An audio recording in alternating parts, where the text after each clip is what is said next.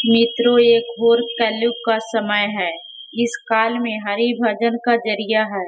जो भी मोक्ष को पाने के लिए जो हरि का नाम लेगा, हरि उसे बचाने के लिए इस कलयुग में भगवान का रूप धारण करके हमें बचाने आते हैं। इसी बातों को लेकर हम आए हैं। कलयुग की कुछ ऐसी कथा है जिन्होंने धर्मों में हिंदू की आस्था को और भी ज्यादा प्रबल किया है। इसी कड़ी में हम लेकर आए हैं इस कलयुग की इस कथा में हम भगवान शिव की भक्त जो पूरा दिन भगवान शिव की पूजा करती रहती है। ये भक्तिन उसके हर सांस में भगवान शिव बसे हुए थे। 12वीं सदी में अक्का महादेवी नाम की एक स्त्री भगवान शिव की भक्त में लीन थी। वह इसी भगवान शिव को अपना पति मानती थी। बाल काल से ही उन्होंने अपने आप पूरी तरह से भगवान शिव के नाम अपना जीवन समर्पित किया था। जब वह स्त्री विवाह के लायक हुई तब वह एक राजा की नजर इन अक्का महादेवी पर उस राजा की नजर पड़ी। वह इतनी खूबसूरत थी कि राजा उसके माता पिता के सामने वह उसने विवाह का तुरंत ही शादी के लिए बोलते रह गए कि तुम्हारी ये पुत्री मुझे बहुत सुंदर और सुशील लगी, इसलिए मैं उनसे विवाह करना चाहता हूँ। ये बात सुनकर अक्का महादेवी की माता पिता ने उनकी विवाह का इनकार कर दिया था। तब वह राजा ने वह महादेवी के माता पिता को धर्म कार्य करके उसे माता पिता ने उनकी शादी अक्का महादेवी से उनकी शादी करवाई। माता पिता का पालन करते हुए महादेवी ने उस राजा के साथ शादी तो कर ली, लेकिन अपने पति राजा कौशिक को शारीरिक संबंध से दूर ही रहने को कहा। उस महादेवी राजा कौशिक उस महादेवी कई तरीके से उसके साथ प्रेम का निवेदन करता रहा, लेकिन उस महादेवी हर बार एक ही बात कहती, मेरे शादी तो बहुत पहले से ही है, भगवान शिव के साथ हो गई है। या कोई अक्का महादेवी कोई मति भ्रम नहीं था, यह उनके लिए बहुत ही सच्ची बात थी। अक्का महादेवी से उनका कहना था कि मेरी शादी पहले से ही भगवान शिव के साथ हो गई है। यह बात सुनकर राजा कौशिक के बात सहन नहीं हुआ था। एक दिन राजा ने सोचा कि ऐसी पत्नी को साथ रखने में कोई अर्थ नहीं है और कोई लाभ भी नहीं। राजा कई दिनों तक परेशान ही रहता और मन ही मन वह ये बात को लेकर हमेशा सोचता रहता है और उसे समझ नहीं आ रहा था कि वह क्या करे। पूरी तरह से राजा कौशिक इस बात को लेकर बहुत ही परेशान रहते थे। तब ये बात को लेकर उसे अक्का महादेवी को अपनी राजसभा में बुलाया और राजसभा से उसे फैसला करने को कहा।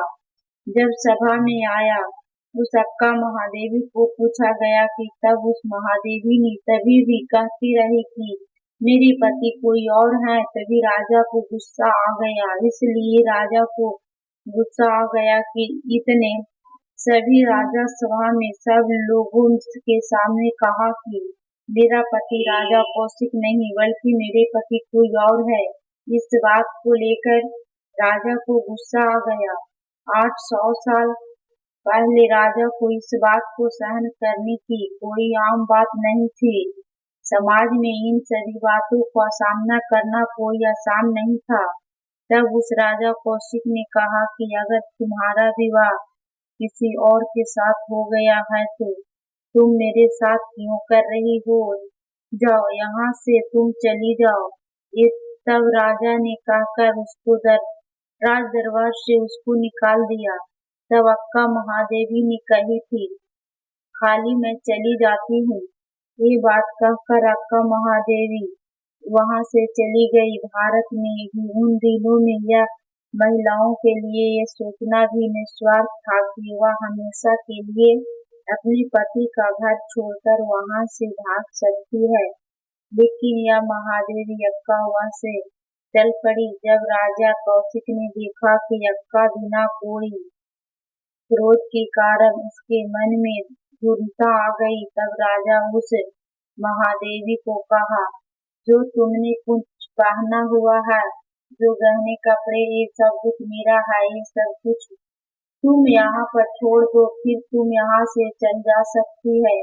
17-18 साल की वह अक्का महादेवी ने अपने सभी गहने और सभी कपड़े उतार दिए और वहां से निर्वस्त्र होकर वहां से चल पड़ी थी। उस दिन के बाद उन्होंने वस्त्र को पहनने से इनकार कर दिया था। तब उस महादेवी को बहुत से लोगों ने उसे समझाने की कोशिश की, उन्हें वस्त्र पहनने चाहिए क्योंकि उनसे हम और तुमको भी बहुत परेशानी हो सकती है। लेकिन उस महादेवी ने इन सभी बातों पर ध्यान नहीं दिया था। तब वह घने जंगल से होते हुए वह कर्नाटक के गिरगार में से एक कल्याण वह पहुंच गई। कर्नाटक का वह शहर भगवान शिव के नाम से वह बहुत ही प्रसिद्ध था। वह उसके बाद वह आध्यात्मिक सत्य में वह भाग लेने का प्रयास करती रही। धीरे धीरे महादेवी के नाम का आध्यात्मिक का वर्णन का प्रसार होने लगा था, जिससे प्रभावित होकर उसे महादेवी को बहुत ही बड़ी महानता दी थी। तब उनकी सादगी, ईश्वर करुणा और नम्रता से वे सभी उस महादेवी के अंदर देखकर सभी साधु संतों ऋषि इन सभी उस पर बड़ा ही प्रभावित हुए थे। इन सभी कारण उसे अक्का महादेवी यानी कि बड़ी महादेवी के नाम से उसे सम्मानित किया गया था। तब से शिव भक्तिनी महादेवी अक्का महादेवी के नाम से वह जानने लगी। उसे कुछ दिनों के बाद एकांत में भगवान शिव की भक्ति वह लीन हो गई थी। लेकिन जब महादेवी का भगवान शिव के साथ तब उसका एकाग्रता नहीं हो पाया।